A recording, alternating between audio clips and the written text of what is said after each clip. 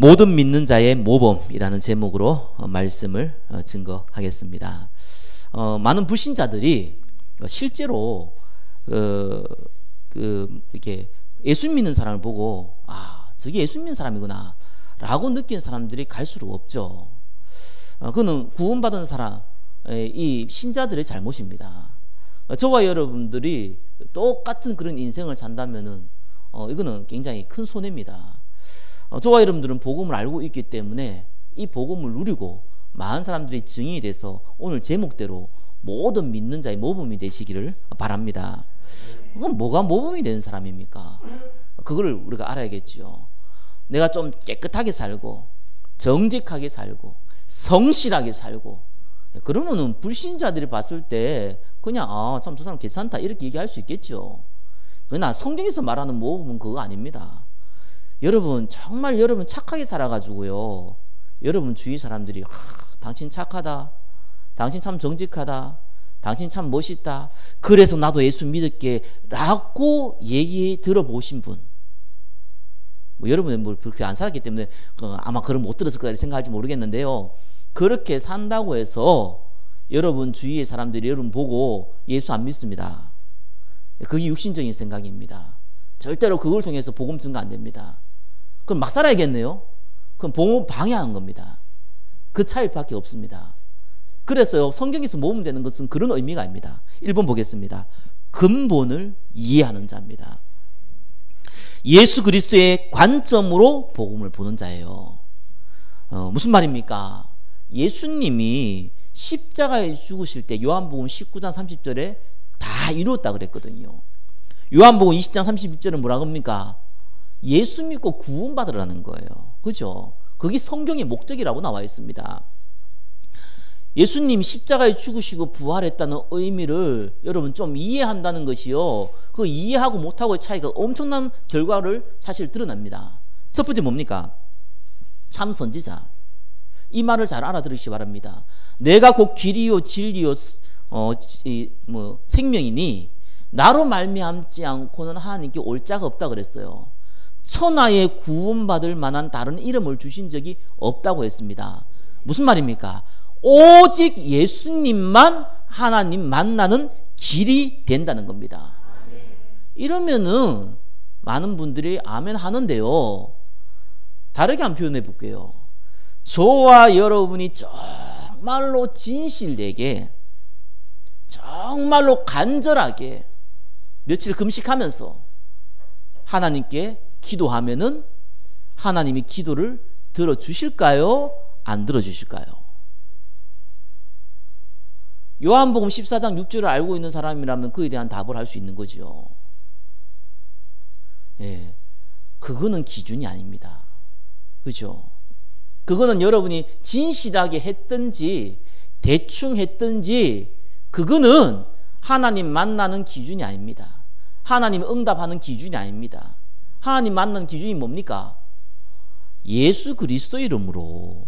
그럼 여러분 기도할 때 마지막에 예수 그리스도 이름으로 기도합니다 그러잖아요. 어린 양의 피를 바르면은 죽음의 사자가 지나갑니다. 어떤 사람은 어린 양의 피를 왕창 발랐습니다. 어떤 사람은 어린 양의 피를 점 찍듯이만 발랐습니다. 결과는 똑같습니다. 왜요? 기준이 어린 양의 피였어요. 기준이 많이 바르는 거 아닙니다. 기준이 진실한 거 아닙니다. 기준이 성실한 거 아닙니다. 기준이 열심이 아닙니다. 기준은 예수 그리스도의 이름입니다. 무슨 말인지 이해되죠? 이거 하나 이해 못해버리면요, 사람이 종교성을 자꾸 가지게 돼요. 내가 정말 진실되게 기도 안 했는갑다, 그래서 하나님이 안 들어주시는갑다, 이런 생각을 하대요. 하나님의 계획이 아니면은 아무리 열심히 기도해도 안 되게 되어 있습니다. 사단이 오히려 틈탑니다. 하나님의 계획이 맞다면은 여러분이 알기만 해도 응답 주십니다. 그게 하나님 방법입니다. 왜요? 예수 그리스도의 이름이 기준이기 때문에 그렇습니다. 우리의 죽음 문제를 해결했거든요. 예수 그리스도의 이름만 하나님 만날 수 있거든요. 예수 그리스도의 이름만 기도 응답의 조건이 되는 거거든요. 그러면 욕하면서 기도해도 되겠네요? 의도적으로 욕하면서 기도하는 것은 기도가 아니죠. 그죠?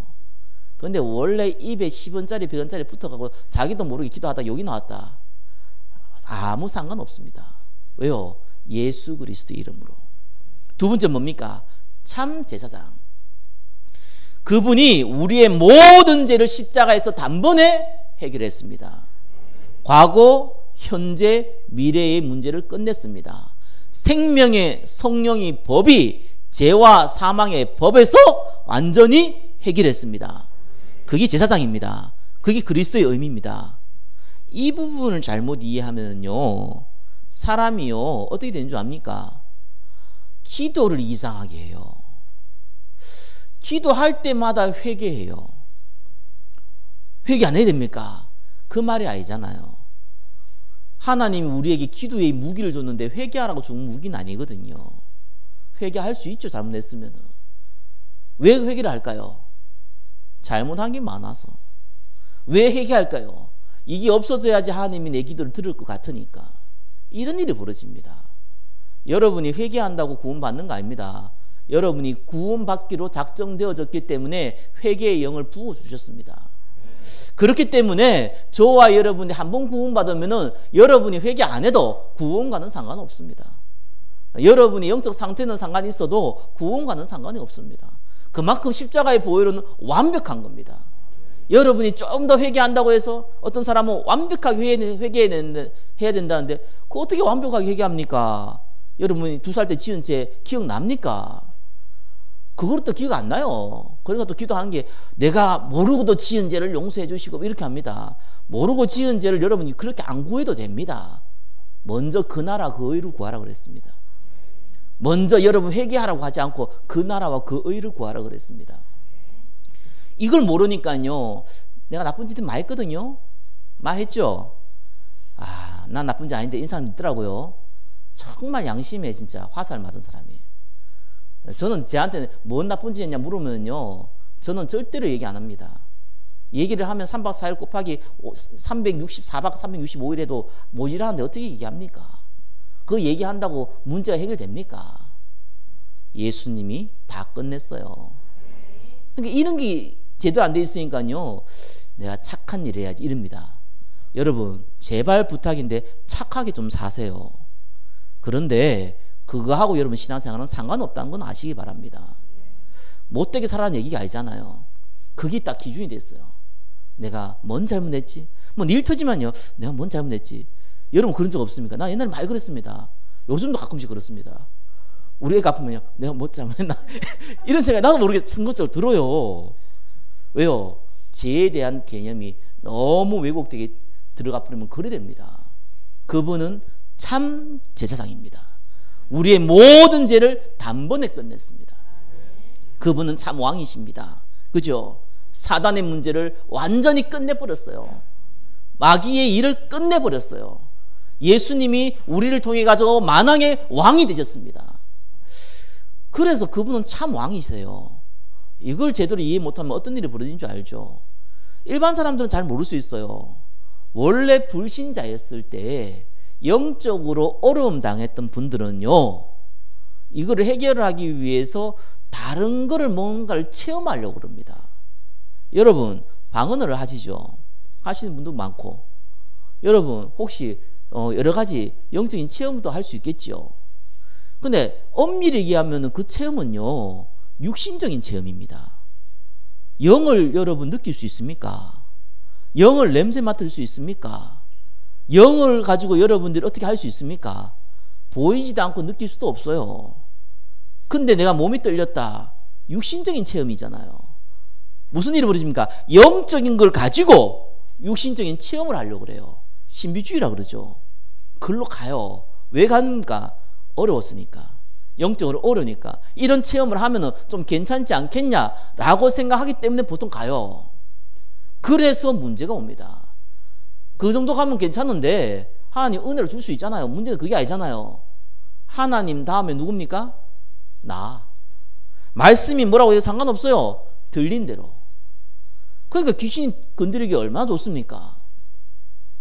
그러니까 사단의 권세를 꺾는 것 같은데 막 히브리어 쓰고 헬라어 쓰면서 막 기도를 하는데, 자기도 모르는 얘기를 막 기도하는데 사단의 권세가 꺾일 것 같은데 그렇지 않습니다. 사단의 권세는 예수 이름으로 꺾는 겁니다. 히브리어를 꺾는 거 아닙니다. 헬라어로 꺾는 거 아닙니다. 방언으로 꺾는 거 아닙니다. 여러분이 몸이 떨려가지고 꺾는 게 아니라니까요. 그분이 참 왕으로 오셨어요.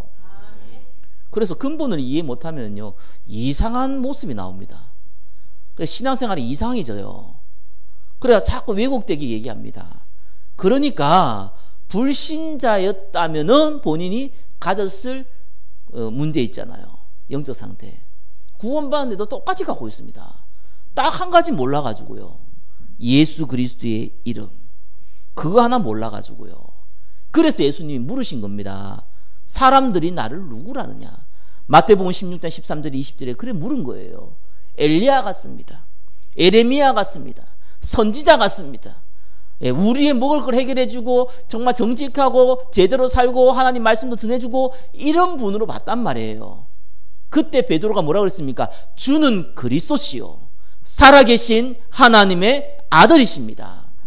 하나님 만나는 유일한 길이 되시고 우리의 제 문제를 단번에 해결하셨고 사단의 건세를 꺾으신 왕이십니다. 그 고백이 겁니다. 이거 하나 딱 알면요 확신 생깁니다. 그렇죠?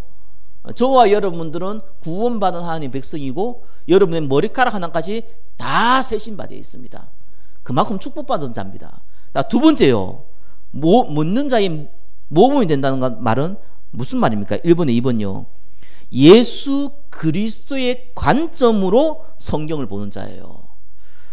그럼 당연히 예수 그리스도의 관점을 보죠. 요한복음 5장 39절 너희가 성경에서 영생을 얻는 줄 생각하고 성경을 연구하니와 이 성경이 곧 내게 대하여 증언하니라. 조금만 예수 믿으면 이 말 알 겁니다. 다 들어봤을 겁니다.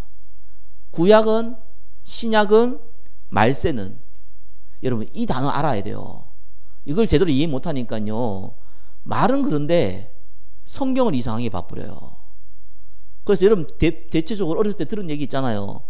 예수님 오기 전에는 여호와 하나님 믿어서 구원받았고 예수님 오시기 이후에는 예수님 믿어서 구원받았다고, 이런 이상한 답변이 나오는 거예요. 틀렸다고 얘기하기는 좀 뭐 그런데 이게 이제 표현이 이상해져 버리는 거예요.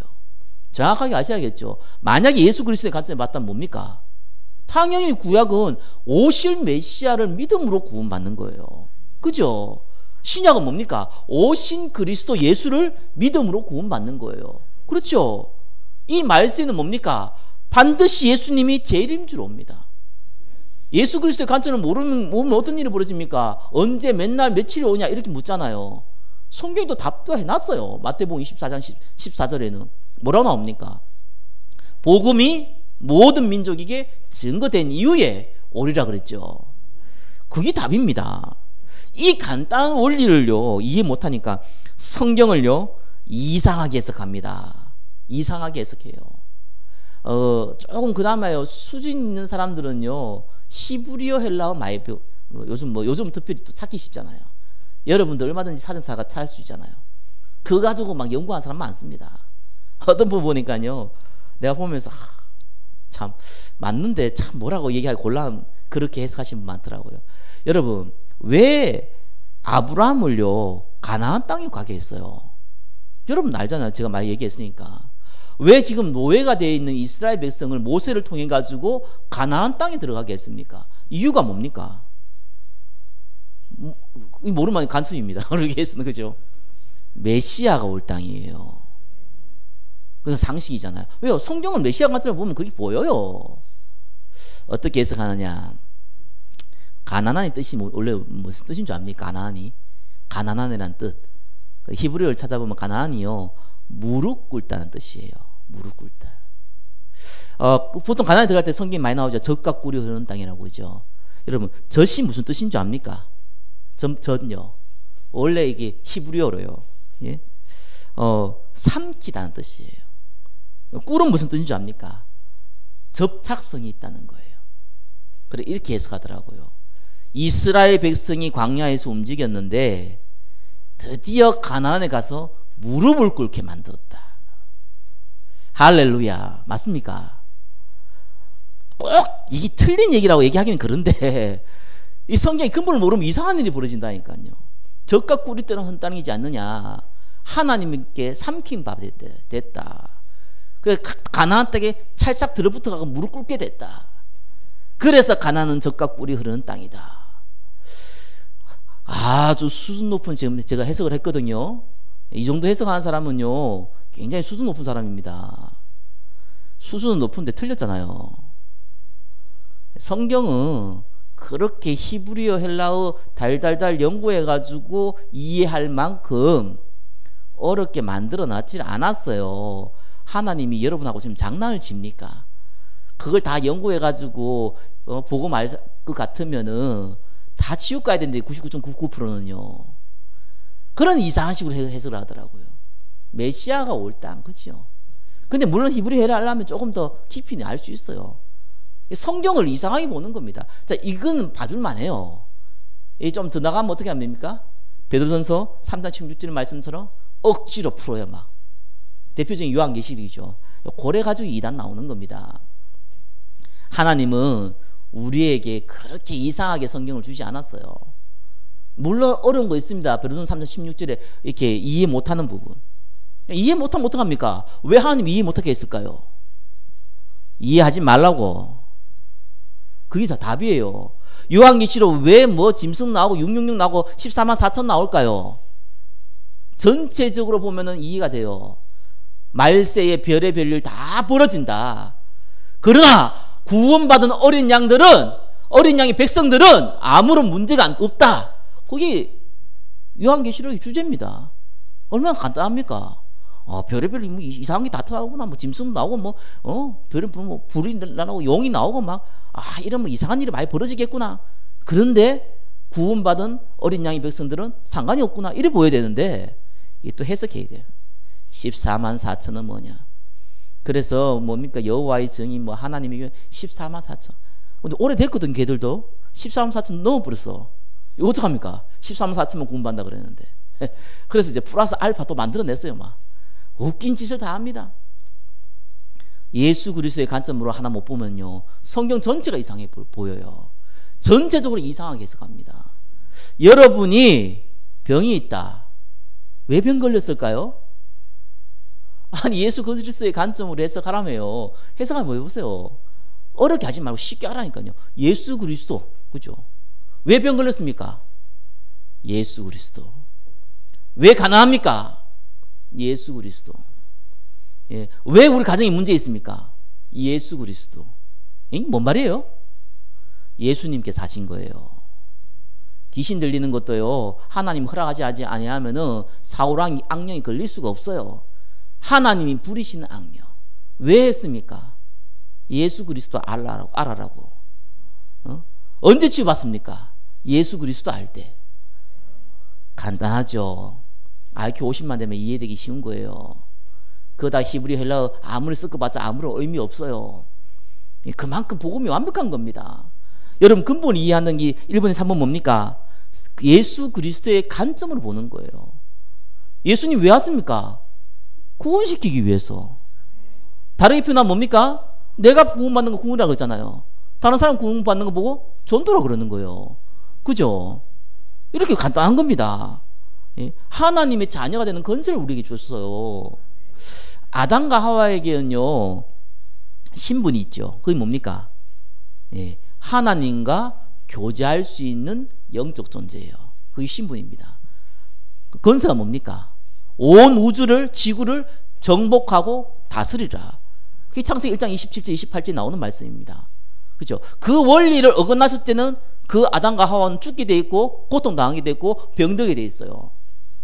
근데 하나님 우리한테는 조금 다르죠. 아담과 하와보다는 사실 많이 다르죠. 우리에게는 뭘 줬습니까? 신분이? 예, 하나님의 자녀. 아담과 하와를 보고 하나님 자녀를 그런 적 없습니다. 여러분 보고는 하나님의 자녀. 건세를 뭐 줬습니까? 저와 여러분에게요. 예? 땅끝까지 이르러 내 증인이 되리라. 그죠? 전도하기 위해서 우리 불렀다 그랬습니다. 베드로전서 2장 9절 왕같은 제사장이요. 좋은 말 썼죠. 거룩한 나라요. 얼마나 좋은 말입니까? 하나님의 소유된 백성이니. 너무 좋은 말이잖아요. 그러고 나서 하는 얘기 있죠. 예, 아름다운 덕을 선전해서 하기 위해 너를 불러노라. 전도하기 위해서 저와 여러분을 불렀어요. 그게 저와 여러분이 예수 그리스도의 관점으로 세상 보는 거예요. 일을 왜 합니까? 돈 벌려고요. 틀렸잖아요. 전도하기 위해서. 그렇죠? 여러분 왜 밥 먹습니까? 복음 전하기 위해서. 밥 한 번 굶어 죽으면 못 전할 거 아니에요. 여러분 왜 화장실 갑니까? 또 설명해 줘야 돼요. 배가 아파서 그래야 돼요. 복음 전하기 위해서. 이렇게 답이 간단한 겁니다. 말장난하는 게 아니라 진짜거든요. 그래서요 1분의 3분의 1 뭡니까? 재창조. 원래 하나님께서 우리를 하나님께 영광 돌리게 만들어 놨는데 그 영광이 전도와 선교하기 위해서 만들었다. 성령인도 디도스 1장 3절에 보니까 자기의 말씀을 전도로 나타냈어요. 여러분 성령인도 안 받으려면요 말씀을 이해하려면 전도 안 해보면 절대 이해 못합니다. 텍스트는 이해돼도 그 하나님의 역사는 절대 이해 못해요. 뭡니까? 축복. 하나님 축복 주신다며요. 그 축복이 전도를 이해 못하면은 축복이 왜곡된다니까요. 돈 많은 게 축복이 생각한다니까요. 건강한 게 축복이 생각하는 거 불신자 같은 축복을 다 바래요. 그런 축복도 당연히 주겠지. 또 안 줄 수도 있잖아요. 진짜 축복을 이해 못합니다. 그리스도 안에 모든 보화가 감추어져 있다 그랬습니다. 그런 거야. 이 전도가 얼마나 쉽냐? 내가 하는 게 아니잖아요. 하나님이 예비해 놨어요. 내가 하는 게 아니잖아요. 빌립과 이디오피아 내시를 딱 만나게 해줘요. 내가 하는 게 아니잖아요. 이 내시가 내가 세례 받기에 뭐가 부족하겠냐? 지금 이 자리에 내가 세례를 받겠다. 그렇게 얘기하잖아요. 그게 성령의 역사입니다. 거기에 내가 쓰임 받는 겁니다. 그럼 고민 하나만 하면 되겠죠. 왜 나는 하나님 안 쓰세요? 이 고민을 하면 되는 겁니다. 그게 여러분의 기도 제목인 거예요. 세 번째 뭡니까? 그리스도, 예수 그리스도를 여러분이 충만히 알 때, 하나님의 나라가 임할 때에 여러분이 증인됩니다. 그것이 저와 여러분이 예수 그리스도의 관점으로 세상을 보는 눈입니다. 자, 문제는 저와 여러분이 가지고 있는 여러 가지 영적 문제, 저와 여러분이 가지고 있는 여러 가지 나쁜 체질 때문에 지속이 안 됩니다. 그래서 오늘 읽었던 본문을 잘 보시기 바랍니다. 두 번째, 신앙생활의 비밀을 아는 자입니다. 지속할 수 있는 비밀을 아는 자입니다. 우리의 세 가지 단어, 이게 그 성경 구절 기억하시기 바랍니다. 오늘 데살로니가서 1장 7절에 이렇게 믿는 자의 본이 되었는데 그 본이 되기 위해서 베드로전서 5장 7절 8절 기억하시기 바랍니다. 예, 저와 여러분에게 염려 많아요. 요거 바꿔야 됩니다. 그죠? 염려가 많으면 자꾸 여러분 영적으로 무너집니다. 돈이 없다, 건강이 없다, 안 좋다, 우리 자녀가, 내 남편이, 내 아내가, 우리 가정이 어렵다, 내 개인적으로 이런 문제 저런 문제 많다, 염려 많거든요. 예, 예수님이 맡겨라 그랬잖아요. 아무 염려하지 말고 감사함으로 아뢰라 그랬잖아요. 예, 그거 맡겨라요. 예, 이거 안 맡기면 자꾸 사단이 틈을 탄다니까요. 예, 지속하는 첫 번째 비밀, 나는 하나님의 자녀이기 때문에 괜찮다. 따라해 보세요. 괜찮다. 예, 여러분의 하나님 자녀이기 때문에 괜찮습니다. 그게 저와 여러분이 지속하는 비밀입니다. 두 번째 뭡니까? 복음의 색깔이에요. 뭐라고 합니까? 믿음의 역사, 사랑의 수고, 소망의 인내. 저와 여러분들은 육신적인 동기가 많이 있을 수 있습니다. 거룩한 동기가 아니라 육신적인 동기. 많은 분들이 이 돈이면 다 된다고 생각을 합니다. 심지어 목사, 장로들도 그렇게 생각하시는 분들이 너무나 많습니다. 그러다 보니 내한테 유익이 되느냐, 내한테 손해가 되느냐에 따라서 움직이는 그런 일도 많이 벌어집니다. 그러면은 하나님도 알고 사단도 알고 사람도 압니다. 그래서 저와 여러분들이 꼭 알아야 돼요. 믿어야 돼요. 역사는 믿을 때 일어납니다. 그죠? 역사는 여러분들이 하나님의 말씀을 믿을 때 일어납니다. 금방 안 일어납니다. 그렇지만 일어나게 되어 있습니다. 영원토록 안 일어나는 게 아닙니다. 일어납니다. 믿을 때요. 두 번째는 뭡니까? 사랑의 수고. 사랑하면 수고하게 되어 있습니다. 그죠? 사랑이 없으면은 폼은 잡을 줄 아는데 수고를 안 합니다. 세 번째 뭡니까? 소망의 인내. 소망이 있으면 기다릴 수 있죠. 희망이 없으니까 자살하지, 희망이 있는 사람들은 거지도 자살 안 합니다. 그래서 저와 여러분이 복음의 색깔 분명히 가지시라는 겁니다. 그걸 마음에 담으시기 바랍니다. 세 번째 뭡니까? 복음의 방법. 데살로니가전서 1장 5절입니다. 능력과 성령과 큰 확신. 염려하지요. 동기 있죠. 이러면 뭐가 나오는지 압니까? 인본주의가 나와요. 내 방법대로 자꾸 하려고 그럽니다. 이래가지고 이런 수단 저런 수단 막 사용하죠. 고생합니다. 근데 고생할 뿐만 아니고요. 여러분 어떤 일을 완성하더라도 여러분이 막 인본주의로 움직여버리면 특별히 영적인 일을요, 그게 일이 돼버리면 그때부터 곤란한 일이 벌어집니다. 왜요? 하나님이 하셨다 이런 게 안 느끼잖아요. 내가 했잖아요. 그렇기 때문에 큰 걸 다 놓쳐버려요. 그래서 성경 그렇게 나와 있지 않습니다. 특별히 생명 살리는 거죠. 열심히 전도해가 전도될 수 있습니다. 그건 여러분 열심 때문에 된 게 아닙니다. 여러분 열심히 수고해가지고 전도될 수 있습니다. 근데 여러분 수고 때문에 된 게 아니라니까요. 그래가 문제가 오는 겁니다. 내가 했지 않느냐, 내가 노력했지 않느냐, 이래가 착각을 하는 겁니다. 성경 뭐라고 그럽니까? 능력과 성령과 큰 확신으로. 그래서 데살로니가전서 1장 5절 마음에 담으시길 바랍니다. 그때에 모든 믿는 자의 본이 되었느니라. 한 주가 모든 믿는 자의 모범이 되시기를 예수 그리스도 이름으로 축원합니다. 기도하겠습니다. 하나님 감사합니다. 우리에게 복음을 주시고 이 복음의 능력을 알게 하시고 성령의 인도받게 하심을 감사합니다. 모든 믿는 자의 모범이 되는 한 주간의 축복을 누릴 수 있도록 성령으로 역사하여 주시옵소서. 전도자가 되게 하시고 증인이 되게 하여 주옵소서. 모든 문제를 주님께 의탁드립니다. 살아계신 예수 그리스도 이름으로 기도드립니다. 아멘.